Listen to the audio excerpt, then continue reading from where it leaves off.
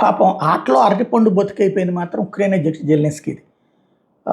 Russia మీద మొన్ననే ఓ surprise attack చేశాడు. ఇక విజయం అనుకున్నాడు. ఈలోపు రష్యా తాట తీసి వదిలిపెట్టింది. కొత్త కొత్త ప్రాంతాలన్నిటి ఆక్రమించుకుంది. అది వెనక్కి తీసుకునే పరిస్థితి లేదు. ఇప్పుడు ఆయన బాధ ఏంది అంటే ఇజ్రాయెల్ ఇరాన్ మీదన దాడి చేసింది.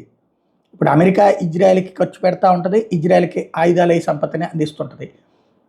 యూరోపియన్ దేశాలు కూడా ఇజ్రాయెల్ వెనకాల ఉంటాయి. ఇజ్రాయెల్కి సపోర్ట్ చేస్తూ ఉంటుంటాయి, నడిపిస్తుంటాయి.